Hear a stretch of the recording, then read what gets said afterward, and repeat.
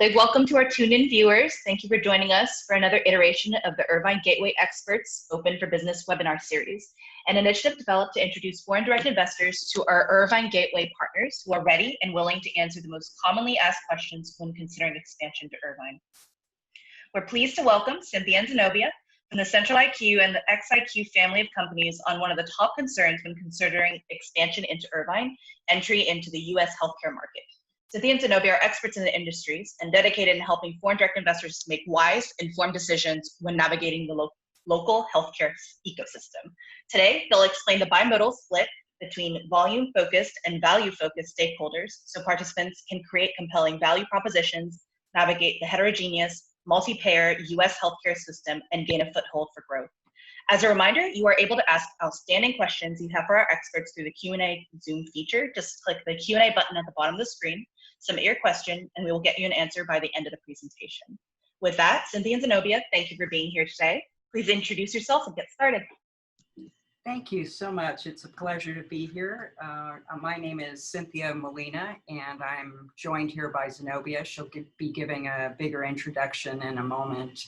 And first, I just want to thank you, Jessica, and the Greater Irvine Chamber of Commerce, including Linda and Brian Starr, and just thank you for allowing us to be of service to our attendees here today and the UK companies in general. Both Zenobia and I are very pleased to be here, and we're excited about the opportunity to present to you a systematic way to approach the US market and the US landscape that minimizes risk and maximizes the potential for being successful in the marketplace. So hello, everyone. It's a real pleasure for Cynthia and I to be joining you today to talk about and share our perspectives on U.S. market entry. As you can see from our backgrounds, we bring some unique capabilities. For myself, I come from a more traditional global medtech background, and I've lived in your shoes, having had to launch new products and services in new markets. And so I understand both the challenges and the excitement of entering a new market. Cynthia, on the other hand, brings a more deep experience and has been a pioneer in really navigating the US healthcare system with all the complexity of its payers. And what she will be doing today is taking the lead in sharing perspectives about US market entry, and I'll add my comments as we go along. At the very end, we've also allocated some time for question and answers, and we've created a reference for everyone to be able to go back after this presentation to look at the various phases that we'll be discussing and to have a reference document that you can refer to.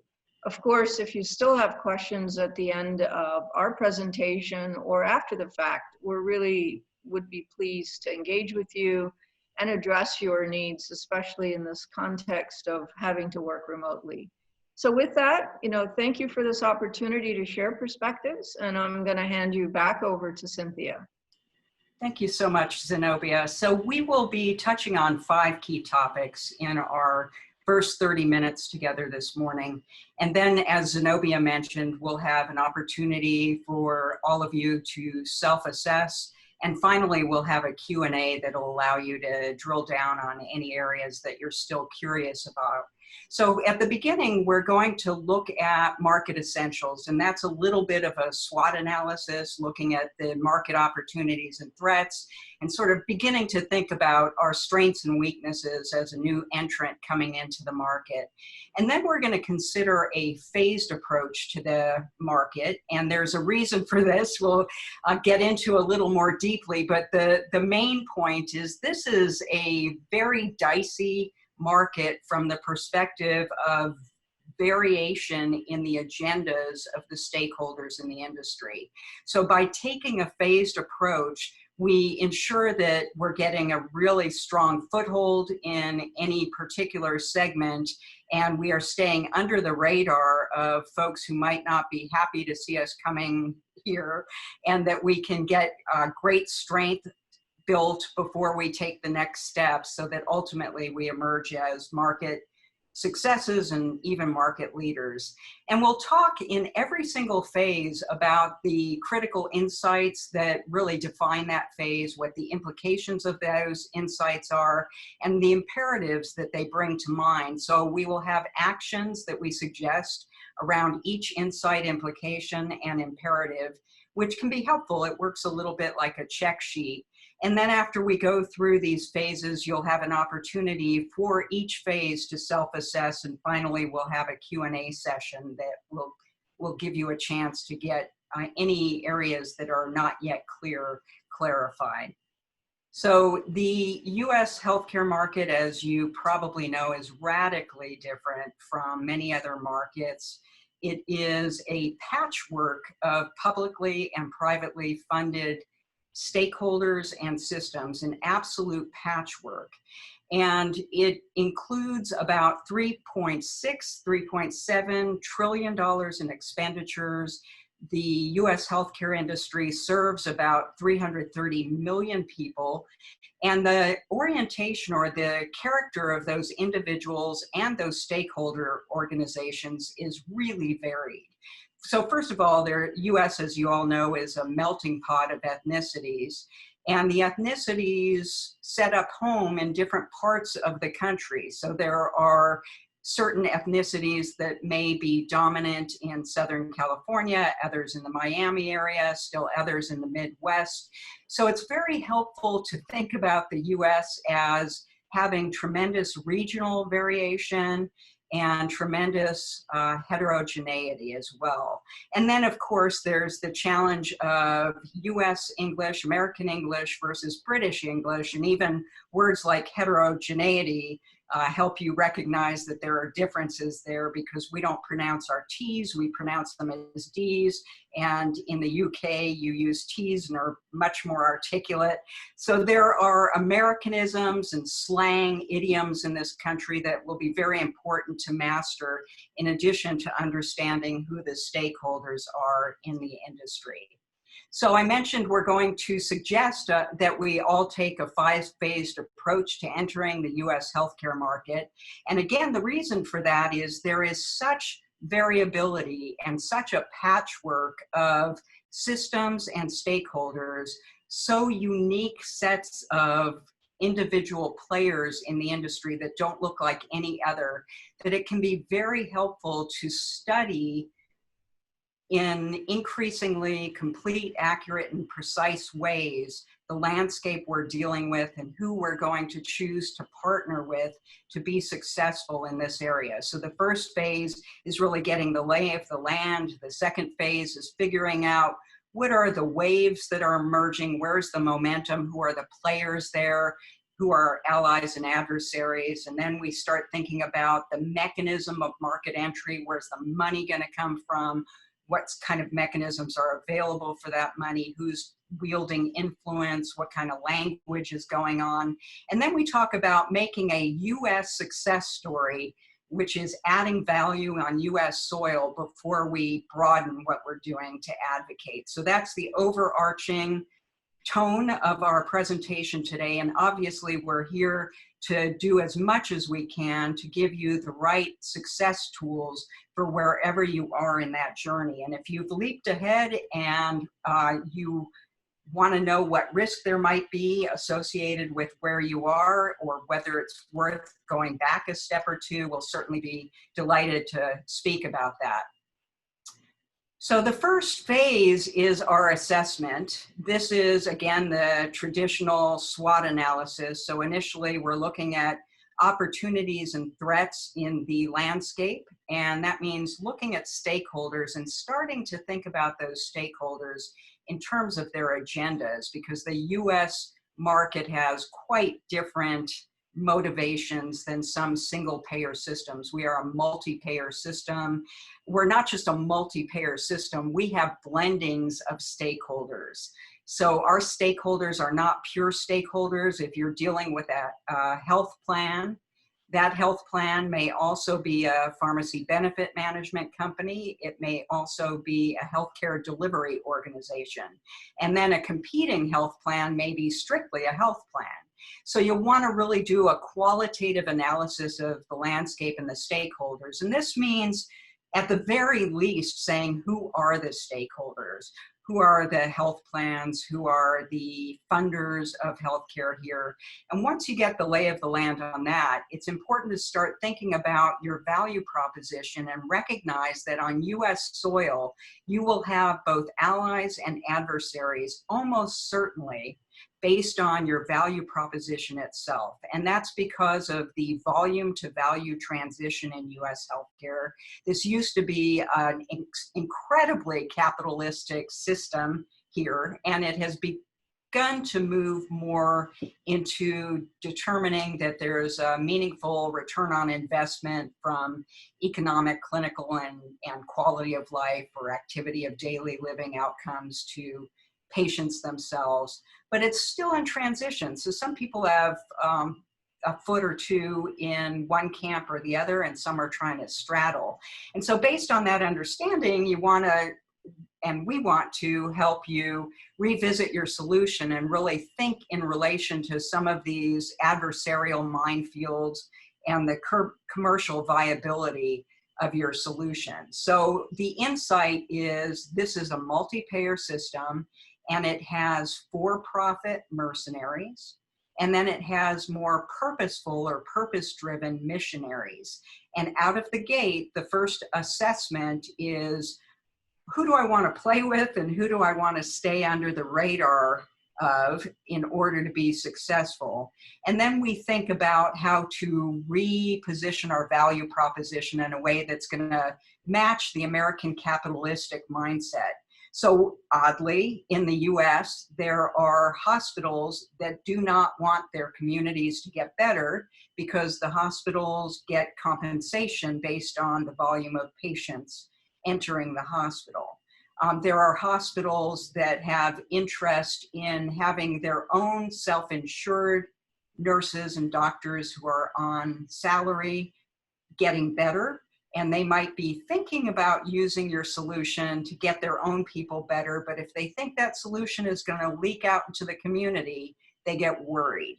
So at the very least, you want to think, is this a mercenary or a missionary organization? And then pressure test what you're doing to make sure that your value proposition matches whichever camp you're mostly going to be in, whether you're going to mostly be in the volume camp driving volume and revenue, or the value camp driving return on investment and differential outcomes. Zenobia, would you like to add anything there?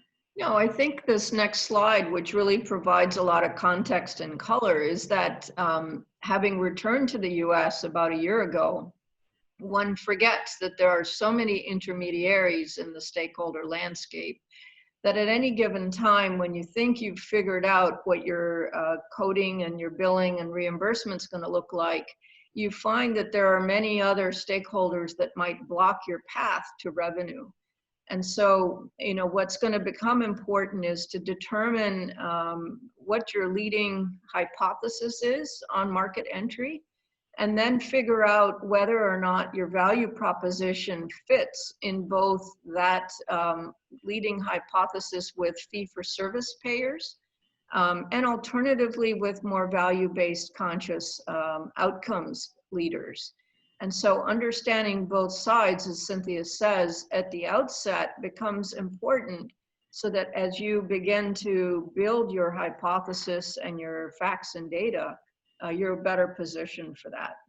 So let's talk very briefly about the different types of players, just so you'll have heard them and be a little bit familiar with them. On the third-party payer side, that's our fancy name for health plans, basically. And there are many different types of health insurances in the United States. There's group health, which traditionally includes medical benefits and pharmacy benefits. And then there's short-term and long-term disability, and there's also workers' compensation. And so where your solution, your offering, your product or service fits in that is important to think about.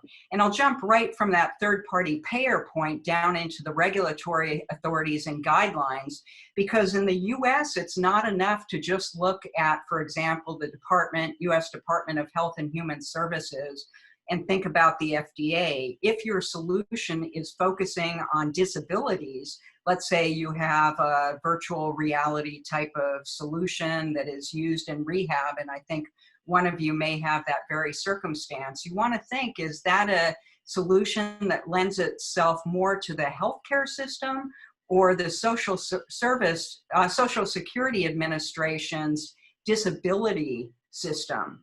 And oddly, those two systems don't play well together. They don't interoperate well.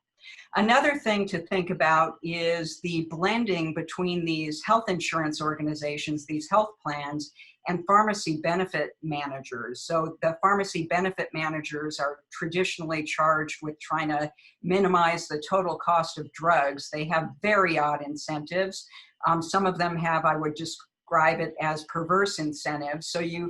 And some of them are part of a health plan, and some of the health plans are part of a pharmacy benefit management company. So again, there's quite a bit of blending. Many of these players also run administration programs for different healthcare purchasing organizations. And when we say healthcare purchasing or health plan purchasing organization, we typically mean employers and unions who are carrying a huge percentage of the burden of healthcare costs in the United States.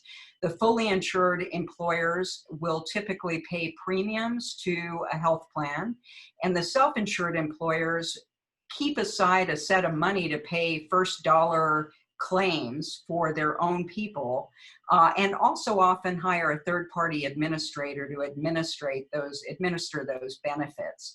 And so there again are very odd incentives that come into play, because if a third-party administrator is working for a health insurance company, it's part of a health insurance company, it really has split loyalties. It may not really want to save that self-insured employer money, because that could reduce overall premiums in the industry, which could have downstream implications. And then from a health technology assessment perspective, we are much less sophisticated than many of the single payer systems in terms of getting value dossiers systematically reviewed to get products on the market. So as Zenobia was alluding to, the most basic element of commercial viability is making sure we have a value proposition that either fits fee-for-service or fits value-based healthcare, or we have a non-conflicting, two-sided value proposition that can work for both players. One of the ways to get a sense of what's really going on in the market is to focus very heavily on a category of stakeholder called patient support services or hub services. And that's because these services by design are trying to outmaneuver the inappropriate incentives that are in the marketplace, or they're trying to represent the inappropriate incentives. So by studying them and possibly partnering with them, we can all get a big head start in getting an understanding of the landscape and a sense of who we might be aligning with. The other thing about focusing on these patient support services or hub services is they're a great mechanism for capturing real-world data and building real-world evidence on U.S. soil, which, because of, dare I say, American arrogance, is going to be really important. U.S. people believe that the U.S. healthcare system is amazing, and they want to see that a solution works in the U.S. It's not enough for it to work outside the U.S., and sometimes it's even a liability to talk about how solution worked in a single payer system because of our bimodal, very populist culture here, and also our progressive culture. So part of that is figuring out the political orientation of the audience you may have. So the second phase is really aligning. So in the assessment phase, we got kind of a macro view. Who are the players? What are the different types of players? What are the blendings? And now we're kind of looking at market drivers, trends, and disruptive forces in terms of how different specific stakeholders are positioning themselves in relation to those drivers, trends, and disruptive forces. So some are putting on the brakes. They have both feet in the fee-for-service camp. They don't want to progress. All the executive bonuses are based on volume. And then there are other groups who are leading the charge. They're pioneering, they're mission driven, they're value focused. So basically, it's going to be important for us to assess who has the business models that align with the value proposition you and we are bringing to the market, and how do we queue up the right alliances with stakeholders who have shared values. And part of this is making sure that we understand the trigger words in a negative sense in the US and the keywords in a positive sense, so that we don't accidentally shut down communications before we get started. So the trigger words would have a lot to do with the fundamental belief system of a stakeholder, whether they want to drive volume or value. And then the keywords are going to be around the desired outcomes that those players may have. One of the challenges of a system that is moving from volume to value is that it was initially entrenched in the volume model. So a lot of the mainstream players might talk about value, and the reality is that their business models still derive revenue or generate revenue from volume mostly. So it's going to be very important to recognize that mainstream players, as a rule, are not going to be great targets. That's not always true, but as a rule, it tends to be true. And that your most qualified opportunities may be pioneers or outliers or early case study success stories. And so it's going to be very important initially to monitor your early conversations. And this is an area I think Zenobia could also speak to, where very often when a company's coming in from another country, they want to do the voice of the customer conversation and get in front of people and hear what they have to say. And Zenobia, how does that go?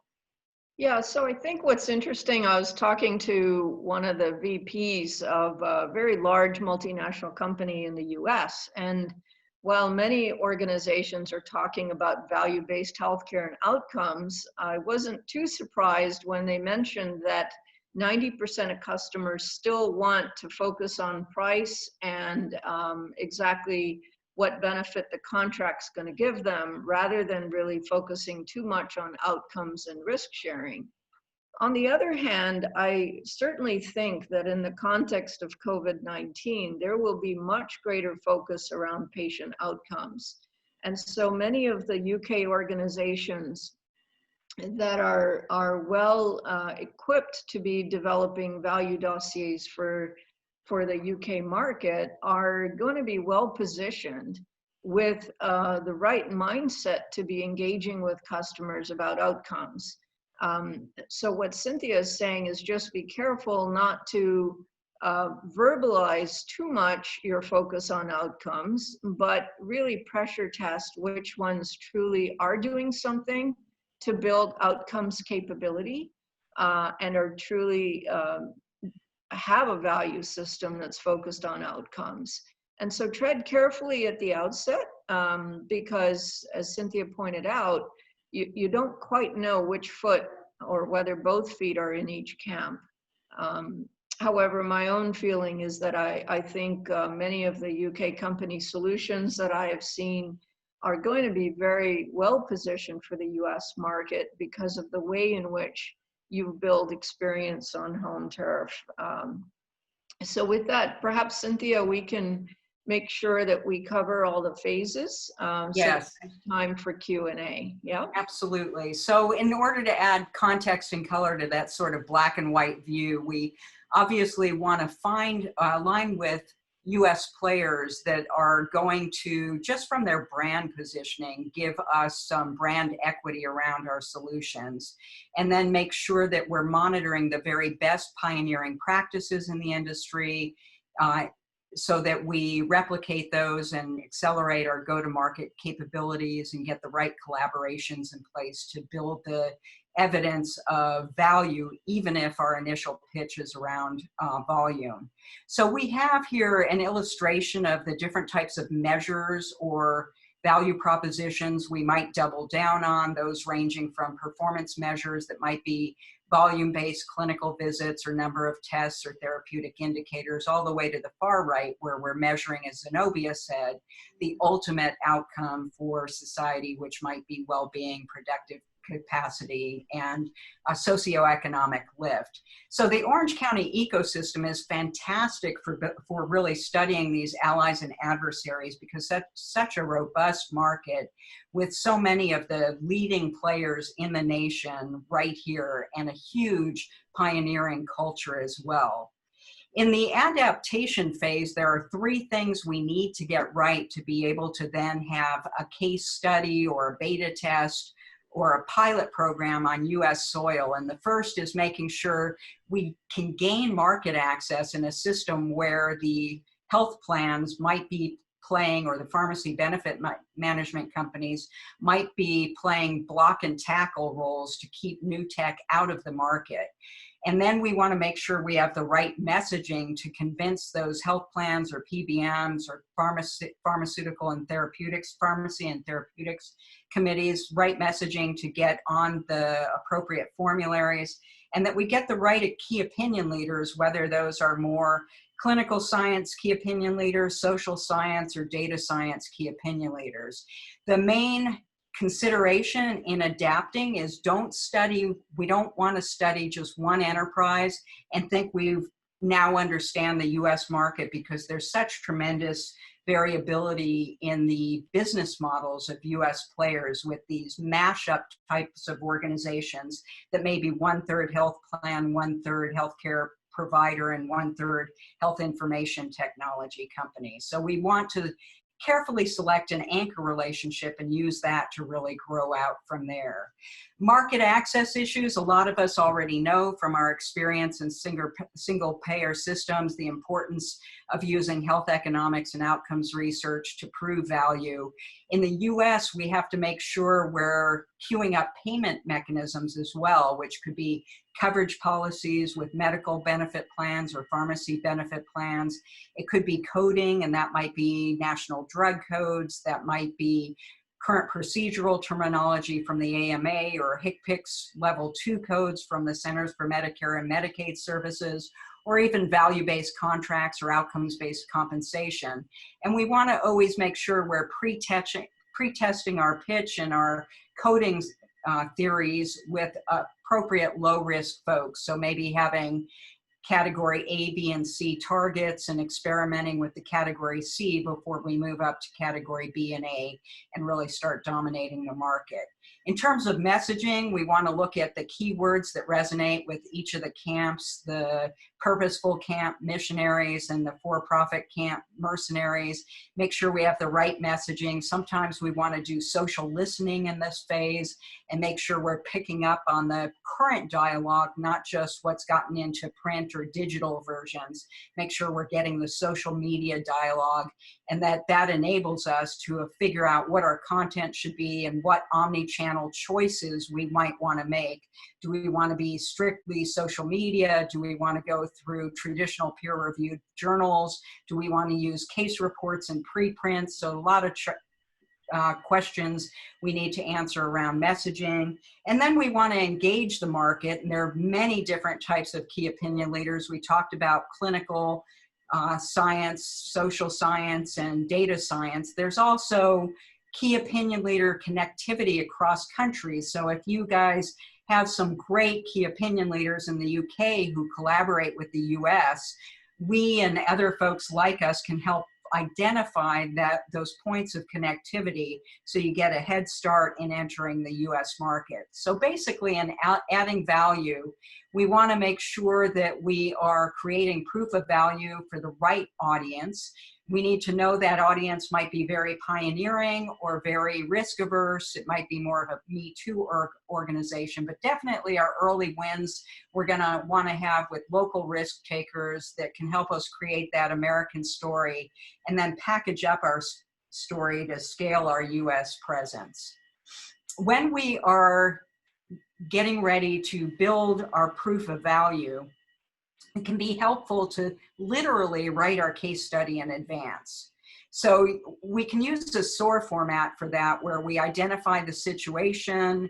Maybe there was a covered population and the cost of musculoskeletal disorders was taking 20% of the total spend, and there was a need to reduce that spend. So the opportunity was to introduce a new best-in-class solution. There were 3 actions taken, and the result was a tremendous reduction in the total cost of care for, say, Michelin North America. So we would write that case study in advance, test whether that would be a compelling case study, and then go into our Orange County ecosystem to see if we can actually find the right partners, and that would be the right health plan partners, the right healthcare hospital and health system partners, or startup partners, or blended mashup organization partners who are going to help us get the initial case study built. And then in the final area in advocacy, we would take our lessons learned from entering the market and make sure that we have signature ready contracts available. So we want to write our marketing materials and our actual proposals or statements of work in advance, because one characteristic of the US is if it's a for-profit company, especially if it's privately held, and they want to move, you don't want to be writing up your proposal at that point. It needs to have been written up in advance. So you will be leveraging whether that buyer is aspirational or fear-based, and you want to make sure, we want to help you make sure that you have really dominated your core segment before you then scale up to other players in the industry. So you're not easily dislodged. If you've doubled down on a value-based healthcare stakeholder and you want to enter a volume-based, you got to make sure you've won the vast majority of the value-based players first, so that you don't become the object of attack. So at this point, we think it can be really helpful to get away from our own baby, to step back from our baby, whatever our solution is, whether it's product, service, or tech solution, and think about, with very fresh eyes, a current situation where fast-moving action matters, and try to imagine ourselves walking through those 5 phases to gain market adoption.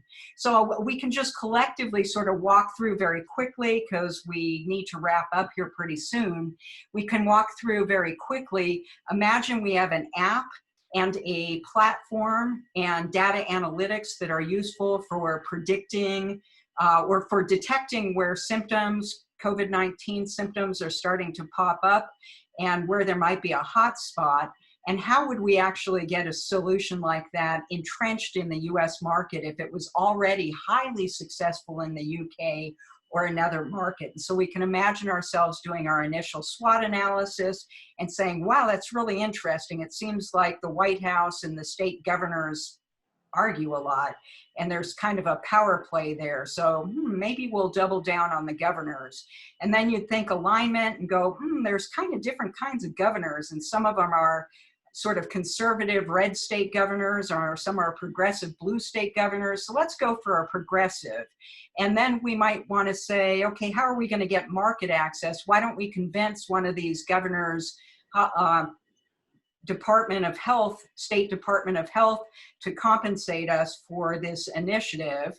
And then we will pilot the initiative, let's say in Rhode Island, because it's progressive, with one of these governors and a willingness to pay. And then we might move out from that success to the other progressive governors in the blue states. And then at that point, there will be enough of a tipping point that we might get the rest of the market. And altogether, one of the key points of leverage in the US market is fear of missing out. So once that momentum starts going, it becomes much easier to then scale up across early adopters or late adopters when we've won the pioneers. So basically, we've shown a 5-phased approach to the US market. It minimizes risk and maximizes understanding at each phase through the system. And we have the opportunity now, we will just sort of stepwise walk through some self-assessment tools, just inviting you to glance at the tool and see whether it raises a question for you, because when we get through the 5 assessment tools, we'll then have a question and answer session, so you can get any detailed concerns you have or questions you have addressed. So the self-check resources, we have one for phase 1, where you might look at all of these websites for some of the most influential US organizations and say, do I even know what that website is for? Have I clicked on that website? Do I know the difference between the role of the government websites, the .org websites, and the .com websites, because they look like they're sort of grouped, and why is that? And after we do that sort of assessment, we'd say, do we have a value proposition that resonates with the volume, revenue, operating cost minimization, earnings growth, and competitiveness story versus the value-based story of return on investment from an economic, clinical, and humanistic outcome? Do we understand the mechanisms of payment so that we can get market access, so we can get our messaging right, and we can engage the right opinion leaders in the marketplace? Do we know the alphabet soup of US acronyms and what they mean? And will we be able to hear what someone's saying based on those acronyms? And then finally, in the Orange County region, do we know whether we want to go with a mainstream player who's high influence or a smaller player who's under the radar and might be a pioneer with tremendous momentum already underway? So finally, we would say, go through a checklist. Did we do all the steps appropriate for a systematic market entry that minimizes our risk and maximizes our opportunity? And at that point, if we feel like there are areas where we don't have all of the answers we need, it can be helpful to turn to Jessica Yip, Linda DeMario, Brian Starr, and the panel of Irvine Gateway experts, to Zenobia and me as well, and get the questions you may have answered. Zenobia, would you like to guide us through the Q&A?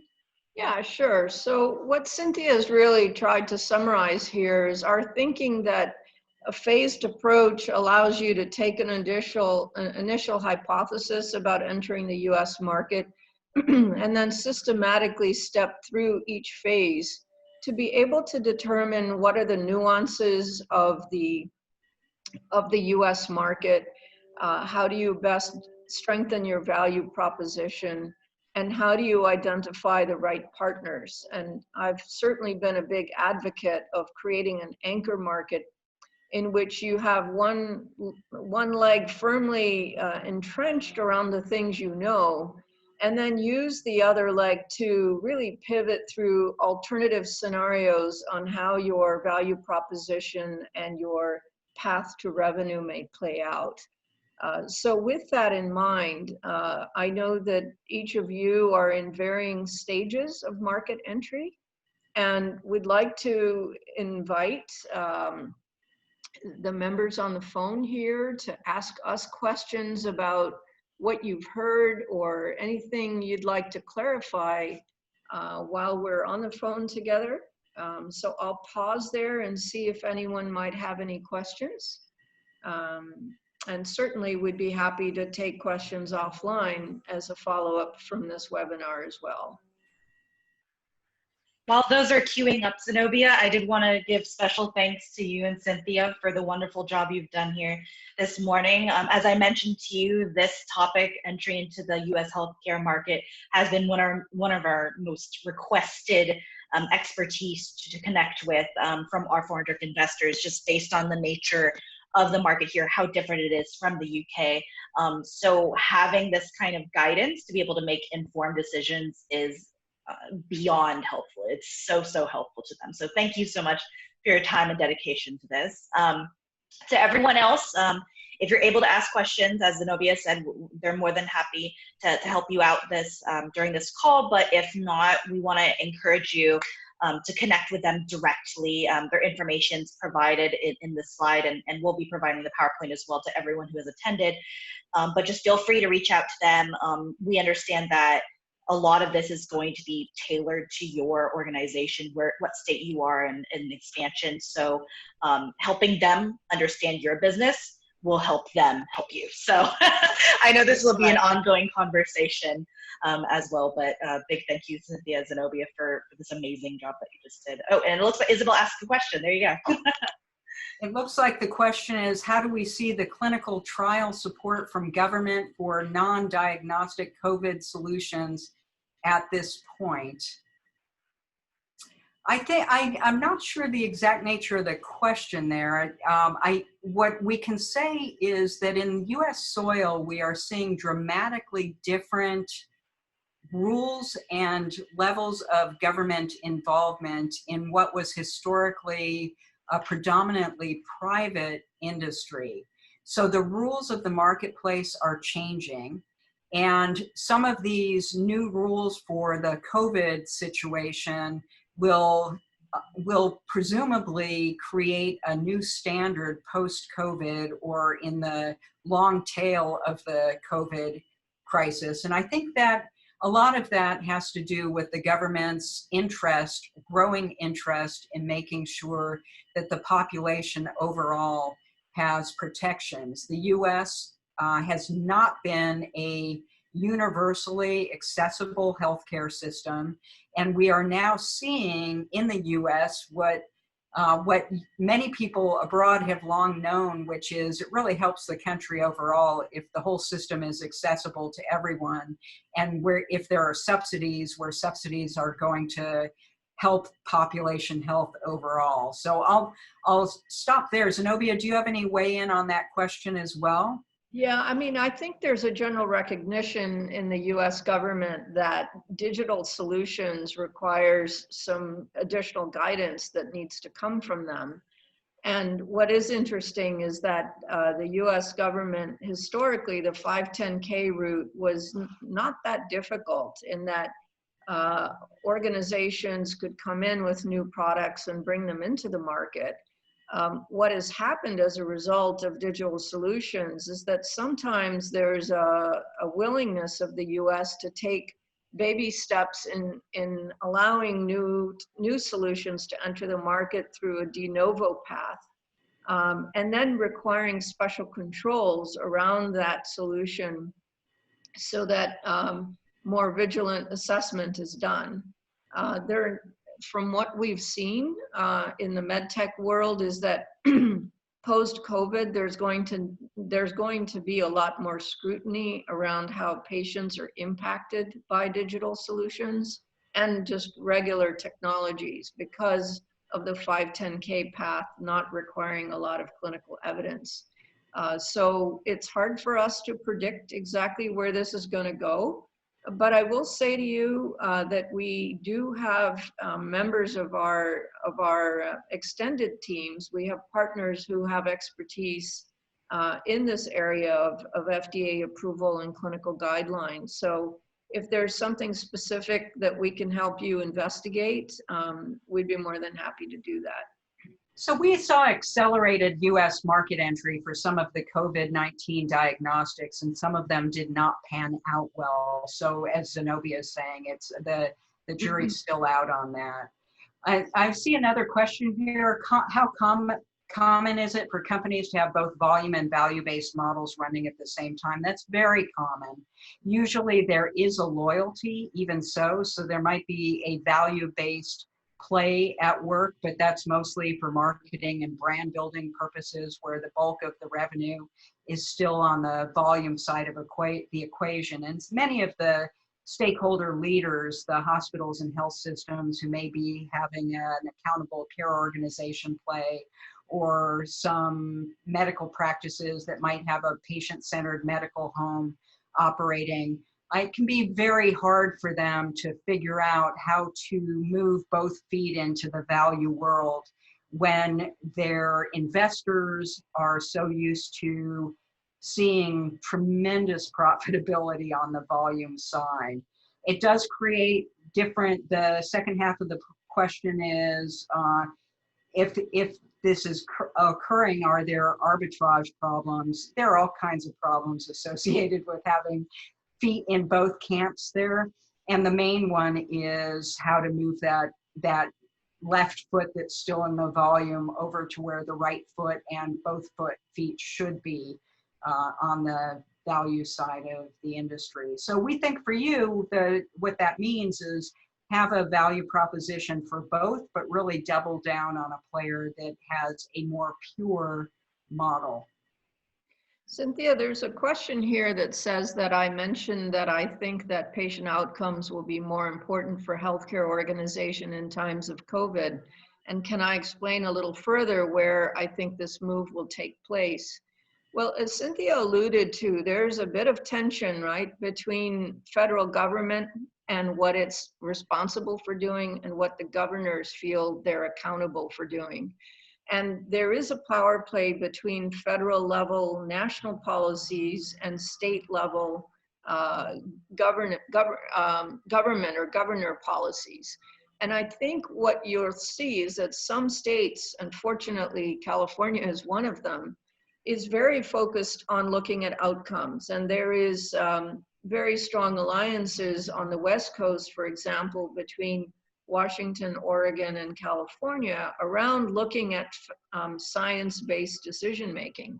So you will have the opportunity in organizations to take an anchor market, a hospital system or a payer in California, and pressure test developing a value story around patient outcomes, and then take that learning and pressure test that in other parts of the country.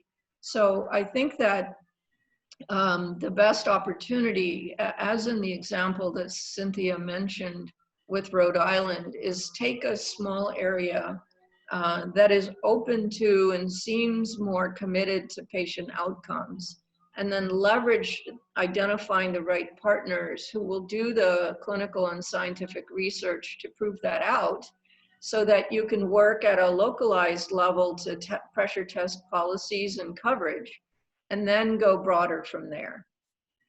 So getting back to that one question, I'm looking at it again, and it's talking about non-diagnostic COVID solutions. The US for a long time was one of the global leaders in pure science coming out of government-funded initiatives. And because of the bimodal split politically in the country, we were starting to get away from that position. We were not funding our national sciences as much, the national institutes of health as much as we had historically. So I think we will see heightened sensitivity in the US to the need to have some of that government backing to try to make sure that the population as a whole is protected. That's a little bit of maybe a correction in a direction that the country seemed to be going. And Jessica, I don't want to make us run over.